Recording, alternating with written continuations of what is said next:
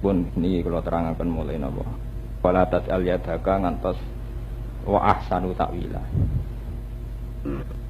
Ayat-ayat ini mengke tentang etika ya. Terus mangke ayat ini ditutup kalian zalika mimma auha ilaika rabbuka minal hikmah. Ya. Zalika mimma auha ilaika rabbuka minal hikmah. Bahwa aturan-aturan main ya, aturan hidup ya, atau etika hidup itu nanti didaftar oleh Tuhan, didaftar oleh Allah, diinventarisir cara sakniki. Kemudian nanti ditutup zalika mimma auha ilaika rabbuka minal hikmah. Itu bagian-bagian dari aturan yang sudah diputuskan Tuhan, sudah digariskan Tuhan untuk supaya kehidupan ini penuh hikmah, penuh berkah, penuh hikmah. Termasuk kehidupan itu akan penuh hikmah jika aturan hidup itu wong gak lomo nemen ya ora medhit nemen. Ya, pertama Allah ngekek kitab wala taj'al yadaka makhtan ila ono kita. Bahwa manusia itu tidak boleh terlalu pelit. Tapi juga sebaliknya tidak boleh terlalu boros. Tak terlalu pelit maluman, mesti dihujat sana sini, dicemooh, dihujat. Lalu lo mau bangkrut, jadi maksuran mesti apa? Bangkrut. Dan ini yang perlu kalau aturakan apa arti infak itu? Infak itu benten mbek sedekah. Infak itu satu perlakuan di mana seseorang itu yang penting tidak nyimpan aset berlebihan. Misalnya kalau ada uang 1 juta atau 1 miliar atau berapa saja. Misalnya kalau ada 1 juta atau 1 miliar atau berapa saja. Itu meskipun saya tidak belanjakan sama sekali dan itu hak saya karena milik saya, itu salah. Wes ora sedekah gak belanja itu salah. Ijek mendingan ra sedekah tapi sedang belanja. Iki rumah tenan iki. Ini dalam dasar-dasar ekonomi Islam. Wong medhit lah, jale wong-wong negeri atau wong-wong santri medhit lah. Asal boros sering belanja iku luwih apik timbang wis medhit gak tau belanja. Gosa elek-eleke wong belanja iku toko wis ngitung mesti mek selisih bathi. Tidak kayak sering belanja mesti ngresikeni sing gak ada apa toko. Ya, saelek-eleke wong belanja mesti pihak toko penjual pun ngambil selisih napa. Makanya kemarin BI mengumumkan jangan sampai karena kepanikan krisis global orang kemudian tidak melakukan belanja. Semua menahan uang cash, uang cair. Karena kalau semua masyarakat menahan uang cair, itu negara bangkrut. Bakul gedang goreng ora payu ora iso tuku beras. Bakul beras ora payu ora iso tuku minyak tanah. Bakul minyak tanah ora iso tuku beras. Akhirnya bakul minyak tanah dene minyak tanah kok kon ngombe minyak tanah. Bakul beras ora ono sing blonjo mosok mangan beras tok. Ini pentingnya bahwa Islam itu mensyaratkan hidup itu harus belanja. Tidak harus sedekah dikasihkan cuma-cuma betul, termasuk belanja. Makanya pernah seminar mengatakan, kenapa ketika Rasulullah ditanya, ya Rasulullah, amal terbaik itu, jawabnya Nabi betul sedekah. Kullu bai'in mabrurin, setiap transaksi jual beli yang baik. Gitu, bagaimana riwayat Nabi itu betul jawab sedekah, namanya apa? Kullu bai'in mabrurin. Semua transaksi jual beli yang baik itu adalah afdhalul amal. Karena setiap transaksi jual beli itu dengan sendirinya pasti ada sedekah karena pihak penjual sudah menentukan selisih laba. Misalnya sampean wong sugih mblegedu. Mestine anake sampean sekolah TK jajan sing kelas didol teng TK teng SD anak sampean ra doyan biasa jajan. Anak kula nu tiap dina tak sangoni 2000 tak kon ngentekno. Ora seneng jajan kula, wong anak kula nu kulino jajan teng Jogja. Tapi takkan ngentek. Karena bisa dihitung secara syar'i. Ibu rondo niku kan jaluk itu malu. Orang kamu beri uang 200 rupiah itu kayak melecehkan. Tapi kalau kamu belanja 1000 dan dia ngambil selisih laba 200 rupiah itu relatif terhormat. Dia harga dirinya tidak terusik karena mendapatkan dari jual beli. Kamu sebagai orang kaya, sebagai orang cukup, uang 1.000 hilang tuh memang tidak masalah. Paham ya? Oh juga iso kowe nasihati anak terus. Cung kowe ra doyan ra usah jajan ora mbok pangan ae medhit banget nanti. Oh, keliru. Tetap sampean nak ora sugih nemen, pokoknya asalane sampean sekolah TK kon jajan 1.000 kon ngentekno. Kamu kehilangan 1.000 ora masalah. Sementara bagi penjual-penjual di SD di TK itu sangat berarti. Artinya sangat berarti labati terus.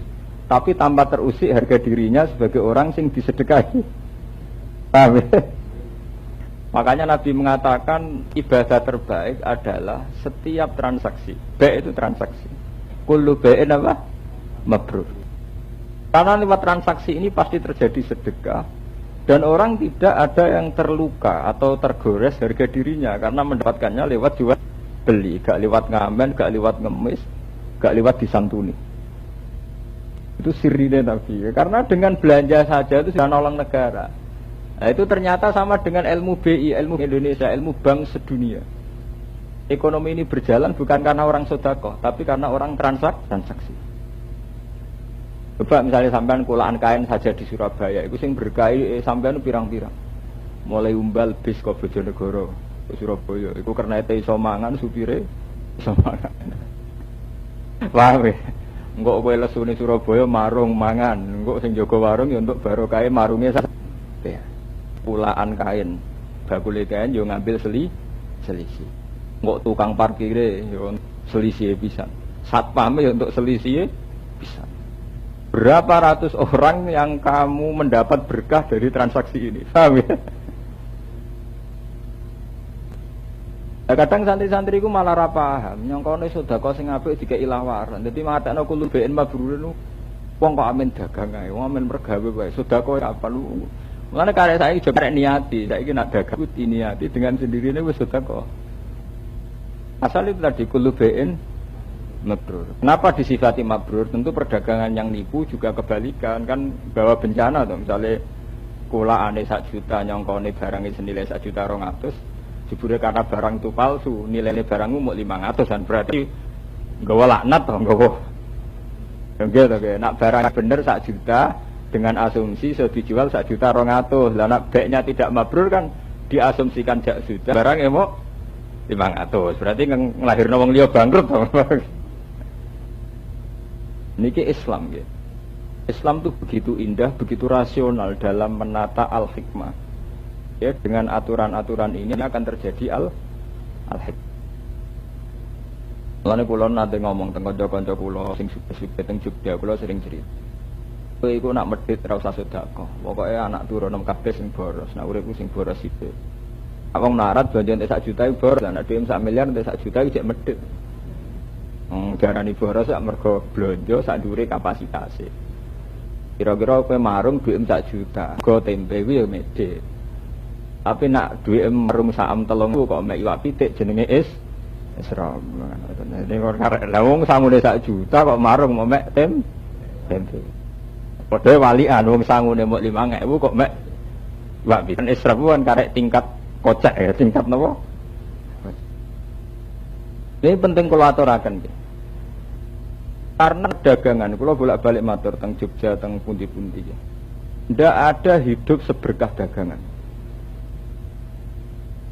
Kulo nu bolak-balik nganti sakniki, kulo sebagai ulama nu sering matehai para pedagang. Kulo nu ora yang umpama urip tanpa perdagangan. Bahkan Islam itu tidak bisa jalan tanpa perdagangan. Karena sistem dagangan itu satu-satunya sistem yang paling tidak menyinggung. Jadi sesuatu sangat positif tapi tidak menyinggung. Bayangkan misalnya kayak kulo kiai atau janda miskin atau seorang ustadz, orang pegawai negeri. Umpama mek duit 300 lewat sedekah itu betapa malunya. Duit 300 ribet lewat sedekah. Gara-gara lewat dagangan buku, misalnya kiai dagangan kitab, rondo-rondo dagangan snack anak-anak. Iku per barang paling mek selisih badia 100 ribu 200. Tapi karena bentuknya dagang itu sangat apa? Terhormat. Pihak pembeli ya tidak merasa sok berjasa. Pihak penerima ya tidak merasa terhina. Padahal mek duit mau 300 rupiah, 200 rupiah. Ya saya salam template iki 200 rupiah. Lara darane ngenyek. Padahal kiai itu juga yang saat di koperasi juga mungkin ngambil selisih laba hanya sekitar 100 rupiah 200 rupiah. Ibu-ibu yang di toko-toko SD atau di sekolah-sekolah itu juga per snack paling ngambil laba 50 rupiah atau 100 rupiah.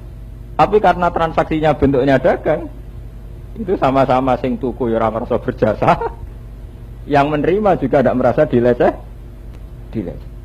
Itu kenapa Nabi ketika ditanya ayul Islam khairun ya Rasulullah qal kullu bai'in mabrur ayul amal afdalu kullu bai'in mabrur. Memang mendapatkan begini lewat perenungan panjang, perenungan sosial.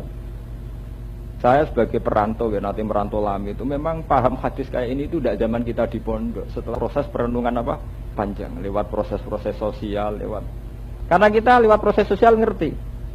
Misalnya ada ibu-ibu miskin yang punya harga diri yang kuat, itu kalau diberi tidak mudah untuk terima kasih. Karena kadang kita hanya kuat mampu memberi 1.000. Sodako ngerasa dosa, di tonggo melarat rasodako. Sodako 1.000, khawatir kono tersinggung. Kue 10.000 ora mesti kuat, wong kue dhewe wong susah. Untuk tidak tersinggung kan tingkatan sodako harus naik minimal. Paham ya? Padahal kuat mau 1.000 misalnya. Kan mendingan dengan jalan tengah. Misalnya ibu-ibu itu seorang pedagang, kita bisa di situ, toh nanti selisihnya ya kisarannya 1.000 napa? 2.000. Ini lewat ngaji ini jenengan menjadi ngerti kenapa saat Rasulullah ditanya ayul amal afdal ya Rasulullah itu diantara jawabannya kullu bai'in apa? Mabrur. Semua transaksi beli yang sehat, fair. Sehingga Nabi Muhammad piyambak dalam sejarah hidupnya sebelum menjadi nabi itu profesinya apa? Bi ijma'i ahli tarikh.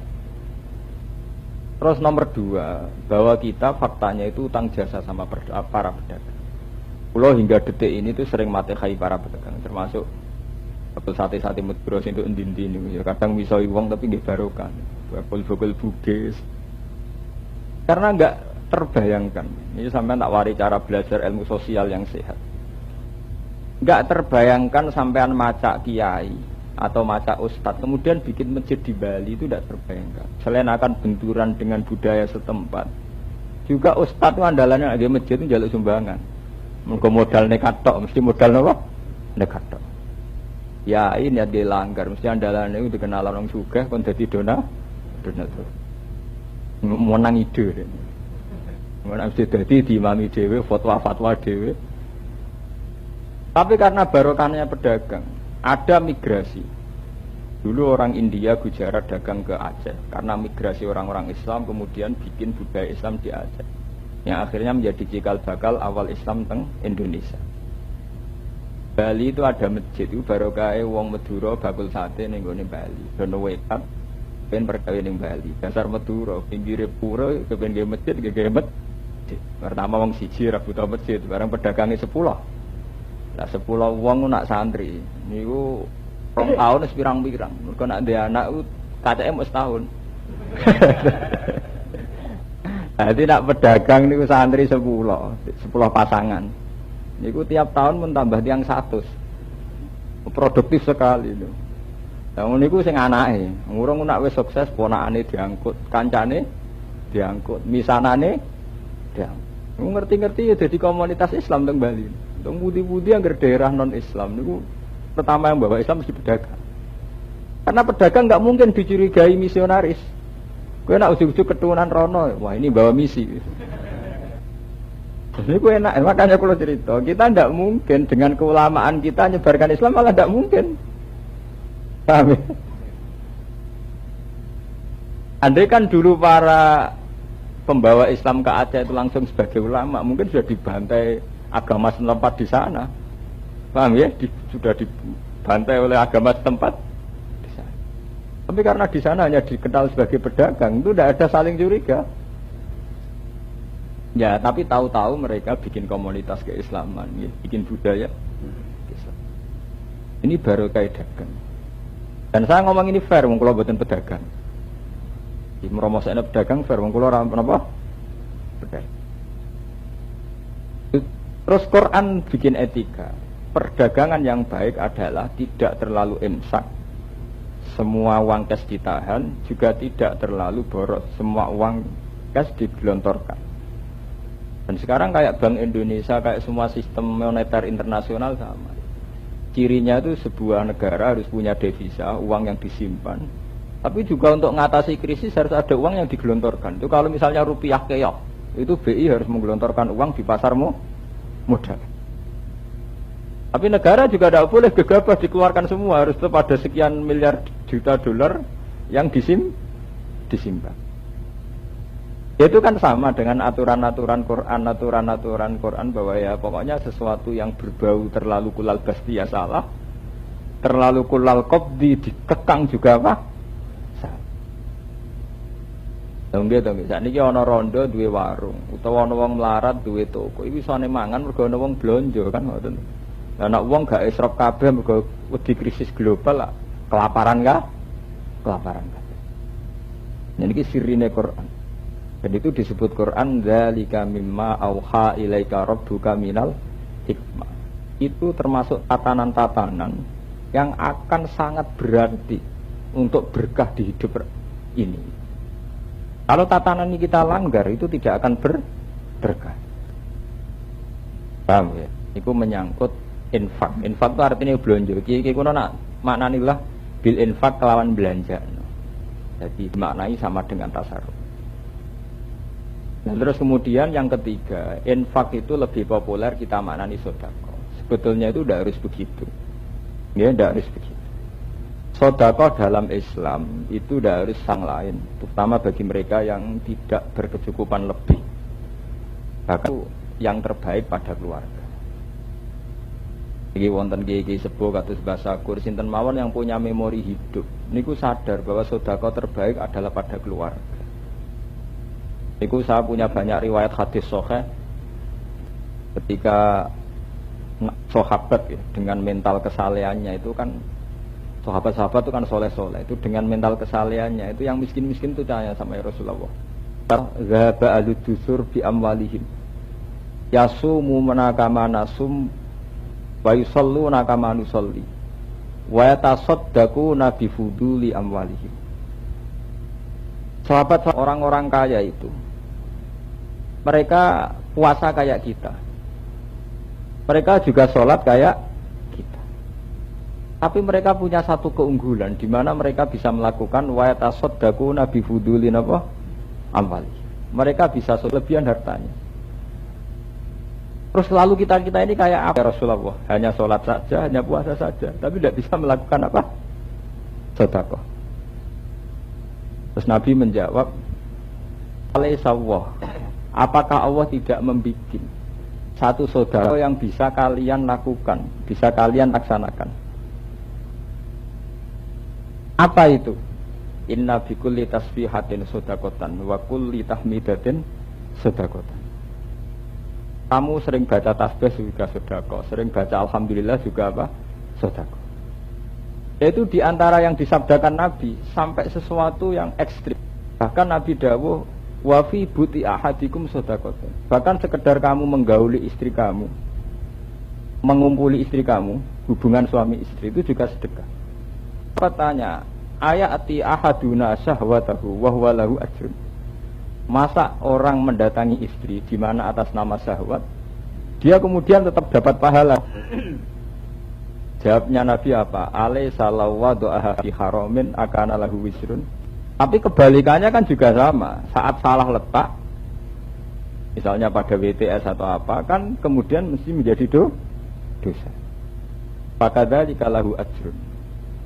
Begitu juga saat letaknya benar atau sesuai syariat, maka dia dapat pahala. Ini menjadi pondasi dasar dalam aturan sedekah, aturan infak dalam Islam.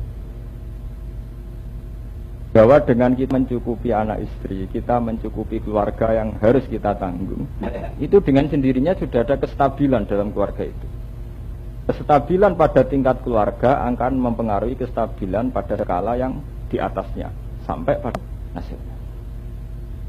Tapi juga kebalikannya, saat kemiskinan dalam keluarga ini, setiap keluarga menyumbang 2 orang miskin, banyak orang-orang ngamen di jalan, banyak orang serabut dari keluarga, jadi kriminal di jalan, Karena setiap keluarga menyumbang satu preman. Anak tiap desa di preman telu ping sak Indonesia berapa juta apa? Preman. Sebab itu Islam cara menyelesaikan masalah adalah sampai Nabi pernah dawuh sedekah itu tidak harus sama orang lain. Hatta mataj alafi fimroatika, sehingga kamu kerja dan kemudian itu dimakan oleh mulut istri kamu. Hatta mataj ala fimroatika, sehingga sesuatu yang kamu berikan untuk mulut istri kamu itu jadi juga dihitung sedekah. Kenapa demikian? Dengan istri itu berkecukupan, maka potensi selingkuhnya rendah. Potensi murahnya sama orang lain juga. Dengan istri dicukupi suami, maka tingkat ketergantungan sama suami tinggi, sehingga hormatnya sama suami tinggi. Ini itu diharapkan tidak selingkuh, tidak zina, tidak jelalatan cara wong Jawa. Nah, dari ngaji ini jenengan tahu bahwa yang diajarkan Nabi sebetulnya itu mudah, karena kita mengeluarkan uang tondak yang lain, terutama pada keluarga. Dan itu yang dimaksud ayat yas'alunaka madza yunfiqun qul ma anfaqtum min khairin falil. Apa susahnya kita mengeluarkan uang untuk orang tua kita, enggak orang lain. Baru wal baru kepada pihak lain, wal yatama al masakin dan pun ya, terus keluar terus lagi. Inna rabbaka yabsutur rizqa liman yasha'u wa yaqdir. Innahu kana bi ibadihi khabiran basira. Wala taqtulu auladakum khasyata imlaq. Kemudian memiliki masalah yang terkait waumih, termasuk takut kemiskinan. Kamu jangan membunuh anak hanya berdasar takut miskin. Era jahiliyah bunuh anak itu bunuh anak yang tidak potensi. Dalam konteks jahiliyah dulu, yang Arab niku mata ini anak wedok dianggap gak prospek. Dianggap apa? Sekarang itu tidak membunuh fisik, mungkin secara fisik tidak dibunuh. Tapi sekarang ada pembunuhan karakter, ya, dibunuh secara karakter. Orang itu tidak berani punya anak banyak karena takut miskin, atau menunda kelahiran juga karena takut miskin. Sebab itu Quran mengajarkan satu akidah tadi yang ada dasar akidah, inna rabbaka yabsutur rizqa liman yasha' napa waqtir. Bahwa urusan rezeki itu wis ana takdir, wis ana garis. Bahwa hanya Islam itu ada aturan-aturan syariat kayak tadi, wong ora oleh boros, mari bangkrut. Ya ora oleh terlalu medhit, mari dihujat sana sini. Fatak udamalu mamasur. Itu aturan syariat. Tapi sebetulnya dari akidah urusan rezeki atau jodoh itu sudah digariskan juga. Kemudian kalau sudah begitu, ngapain kita takut kehadiran anak? Toh anak ya rezekine jambak. Adakum khosyatan apa? Dulu ulama-ulama itu membicarakan bagaimana sekarang hukumnya azl. Orang yang bersuami istri bersetubuh kemudian tidak diinzalkan hanya karena takut punya anak. Itu semenjak dulu ulama jadi masalah. Ada yang mengatakan tidak apa-apa. Karena untuk dikatakan membunuh itu harus sudah berbentuk anak. Padahal dikatakan membunuh itu mesti lahu ruhun. Jadi kalau ulama-ulama yang cara berpikir matematika itu gini, membunuh itu kan artinya menghilangkan nyawa. Menghilangkan nyawa ya artinya ya yang sudah punya ya. Sehingga kalau masih bentuknya misalnya sperma atau apa yang dianggap belum punya roh, ya tidak dianggap apa? Sehingga kelompok ini mengatakan ya tidak sampai haram. Nggih, mergo dereng napa? Dadah.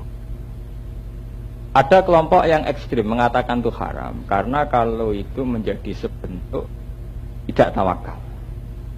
Tidak anak mergo wedi ramangan. Kalau faktornya begitu ya berarti itu ekspresi atau perwujudan dari tidak napa? Tawakal. Tapi yang jelas kalau formalnya hukum fikih menyangkut hasil itu tidak sampai haram. Tapi ya itu tadi, jangan sampai faktornya kita ini karena takut. Walaupun iya faktornya murni syariat bahwa secara rasional memang kalau punya anak jangkauan setahun itu repot. Bayi ini cek abang diaduk meneh, akhirnya sentak-sentakan mbek bojone, sentak sah. Wah anak loro kok rewel kabeh. Wong kaceke setahun mesti rewel kabeh, wong cek cilik kabeh, uteke lho. Sing salah mboke. Wah anak loro kok rewel kabeh. Wong kacek setahunan mesti rewel lho. Sitok setahun ya mesti cek rewel, 2 tahun ya cek umur rewel. Lah kakak mbarep cek 3 tahun ya mesti 3 rewel kabeh. Artinya itu dirasional, tingkat kerewelan ini kan karena iya kedekatan itu tadi. Makanya kalau dalam teori bidan-bidan kan jarak ideal pinten 4 tahun kalau bidan di Indonesia. 4 apa 5 itu? Pinten? 5 ya, 4 sampai 5 itu kalau batas apa?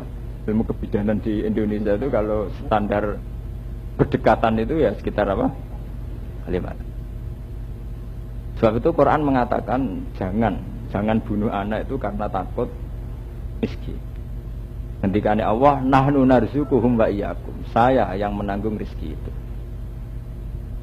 Tapi itu tadi ya, membunuh itu ada 2. Membunuh fisik kayak era jahiliyah. Sekarang itu enggak membunuh fisik, tapi membunuh karakter.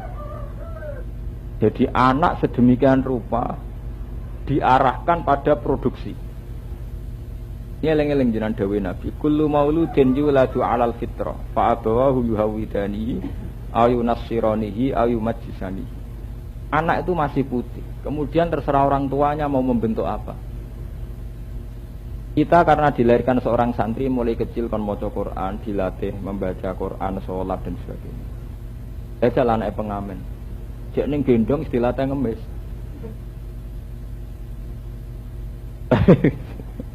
Lagi lahir cek gendong dimanfaatno nggih napa? Wis gedhe sithik ngamen. Saya orang nganti akil balik wis dadi preman. Itu kebalikan orang-orang soleh mulai kecil dididik baik. Nah, kalau sampean runut, ini balik malik. Kalau sampean runut, semua penyimpangan ilmu sosial kayak orang ngamen, ujung-ujungnya wedi melarat. Kok nganti ngamen piye? Aku ora gak mangan. Kok nganti mbok kon ngamen piye? Mergo wedi ora mangan. Menika asal usul dari semua penyimpangan adalah wong wedi ora mangan. Itu bener rumusna Quran khosyatan apa? Imlak. Takut kemiskinan. Nggih, takut apa? Kemiskinan. Sebab itu kalau sampean runut semua kesalahan ulama sampai tokoh sampai masyarakat apa saja mesti dimulai dari khosyatan imlak. Takut tidak makan. Mulane sampai Bal'am bin Ba'ura, seorang ulama besar yang menguasai Ismul A'zam, niku akhirnya mal'un, dilaknati Allah karena dia menerima hadiah dari orang-orang kaya untuk melawan Nabi Musa. Dan itu dia nerima karena dia takut miskin. Aku kiai gede orang di duit. Jadi ini wedi. Sing disebut Quran walakinnahu akhlada ilal ardi wattaba'an apa? Hawa. Dia merasa nyaman di bumi. Hanya nyaman akhlada ilal ardi itu dia merasa nyaman di bumi. Dan rumus nyaman di bumi tentu dengan bayangkan uang melimpah atau aset melimpah. Akhirnya dia menerima hadiah itu. Padahal untuk kompensasinya dia harus berhadapan kalian sinten Nabi Musa.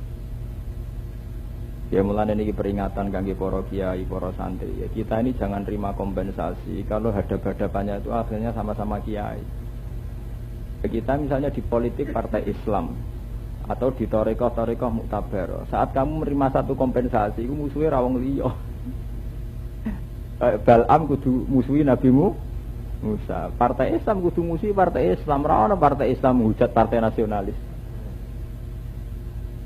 Itu cara kula, kompensasinya terlalu berat untuk kita lakukan. Karena kita mendapat kompensasi, arwahnya harus berhadapan-hadapan sama kelompok sendiri, kelompok.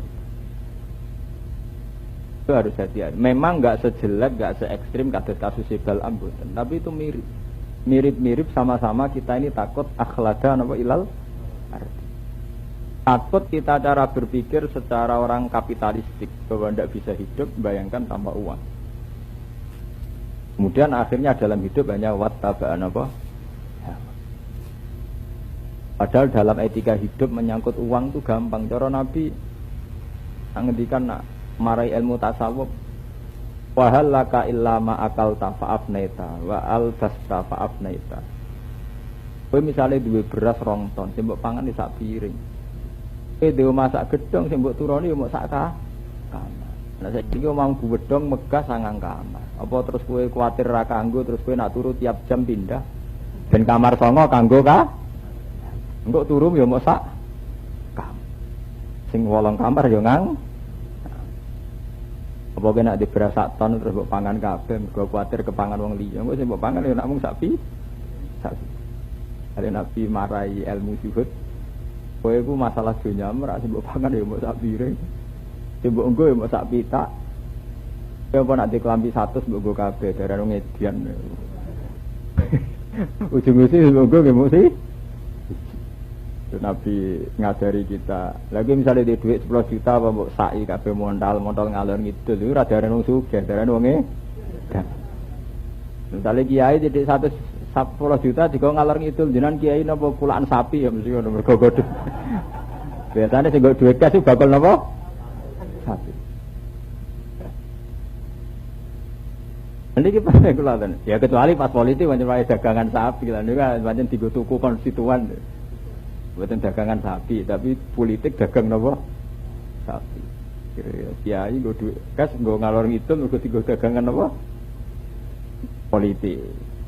Tapi itu penting ajaran-ajaran begitu, karena itu tadi semua penyimpangan sosial itu dimulai dari karena takut tidak makan, takut miskin. Karena itu tadi semua penyimpangan sosial itu dimulai dari karena takut tidak makan, takut miskin. Mulane niki ben sambung nggih, jenengan ngaji Quran kalian kula ben sambung, kemudian dibarengno karo ayat wala taqrabusina. Niki indah Quran. Mulane wonten ulama tafsir sing khusus ngarang spesial tanasubul ayat bahwa antar ayat disusun Allah meskipun secara lahir tidak terkait itu pasti terkait. Nggih, secara lahir tidak terkait tetap pasti. Allah bar cerita wedi kemiskinan, wedi ora mangan, ujug-ujug menculot, sawangane menculot. Wala takrobus kowe aja zina. Kowe asal usule wong selingkuh ya wedi ora mangan. Ana rondo gelem selingkuh ya wedi ora mangan. Ana wong dadi WTS ya wedi ora mangan. Iku indah Quran, bar menculot urusan mangan, menculot urusan zina. Jajal cek ning survei. Wawancara WTS kabeh sak donya. Kowe kok nganti ngono ku piye to, Nduk? Nak ra ngene mangan apa? Nah, ini sama, bahasane cek sama, khosyatan apa? Imla. Terus Quran gitu, manjen. Bariku cerita, kowe nak nakar ya sing bener, nak dagangan nimbang sing bener. Nanti ana wong dagangane wedi pas ya wedi ora mah. Karena aku ngiloni sak kilo tenan. Lah aku untuk mangan apa? Aku nak gawe kilonan beras sak kilo tenan aku mangan. Oh, jadi nganti wani curang, iku ya wedi ora mangan. Dadi kabeh kesalahan dimulai saka wedi ora mangan. Nggih, tak ora pedagang-pedagang sing amen gawe selisih wae. Iku ya wedi ora. Ana dibuareng kok kabeh.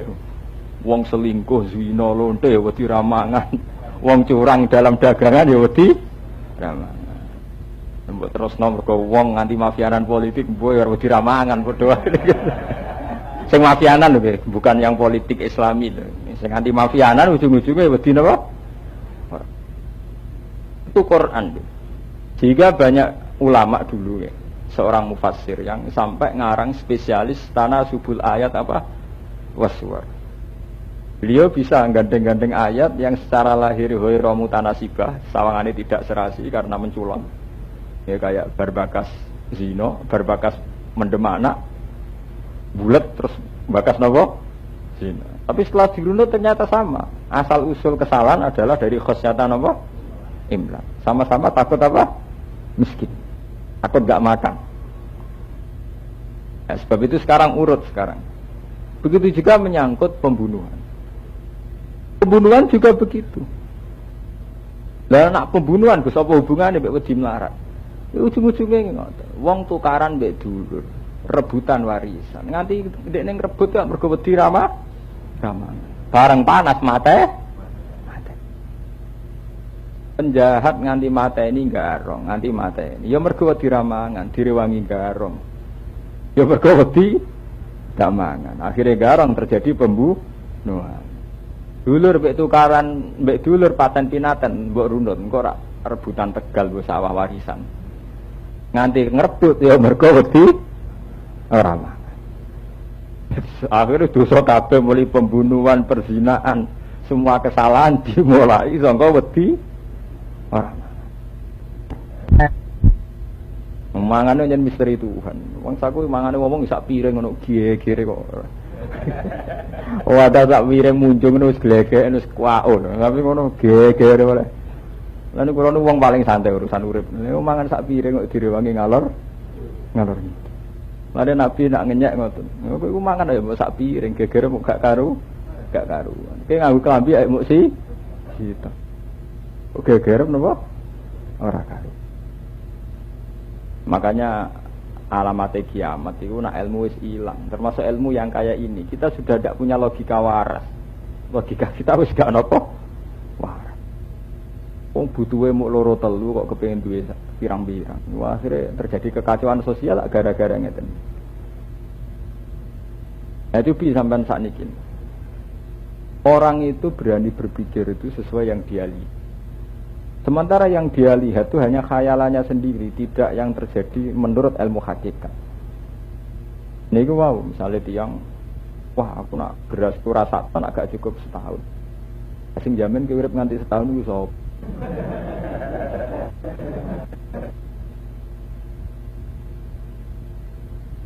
Paham ya? Wah, gambaran-gambarane dhewe, wedi-wedine dhewe. Mulane wedi diciptakan sendiri. Mau nak ora suka gak diregani wong. Kiai saiki nak gak di mobil gak diregani. Nah itu mbok gawe-gawe dhewe. Mana ada ajaran syariat Islam dadi kiai kudu diregani wong. Itu jare kiai kok ajaran sesat. Nah. Itu kan khayal-khayalan dhewe. Kiai saiki nak ora suka ora di mobil gak diregani wong. Mana ada ajaran kiai seorang kiai harus dihormati wong. Bahkan demi kebenaran harus siap dihujat, malah ajaran kiai wala yakhafuna laumatan apa? Lah, kita harus siap dihujat saat kita demi kebenaran malah wedi dihujat. Nggo nutupi dihujat malah kepengen tuku mobil. Apa hubungan? Itu namanya orang sudah takut dengan bayangannya sendiri. Padahal kita tidak, harusnya kita sebagai ulama terlatih sekali setiap saat ketakutan kita adalah sama-sama pada hal-hal yang ditakuti Nabi. Misalnya kita takut pikir, makanya Nabi tiap sholat ngendikan Allahumma inni a'udzubika minal jubni, takut menjadi orang yang penakut. Allahumma inni a'udzubika minal jubni wal kasal wal bukhli. Kita harus takut sama sesuatu yang ditakuti Nabi, kayak pemalas itu ya Nabi a'udzubillah. Sesuatu yang ista'adza minhun Nabi tentu jelek, kayak kikir, malas. Karena semua kegaduhan umat Islam juga karena malas. Sampeyan saiki cek wis wong males itu dosane gede. Kok santri-santri sing pemalas niku dosane gede. Niku sing ngeruntuhkan Indonesia ini mergo pemalas. Cina itu anggap aja jumlah itu hanya 1,sekian% dari populasi penduduk Indonesia. Gara-gara kerja keras itu bisa ngumpul duit triliunan. Umat Islam jumlahnya meh 90%. Gara-gara males jadi kaum buruh. Hanya akibat kemalasan ini akumulasinya diakibat ning izzatil Islam wal muslimin. Mane malas itu termasuk auzubillah minal jubni wal kasal. Malas itu akibatnya berat. Kalau nak cerita tentang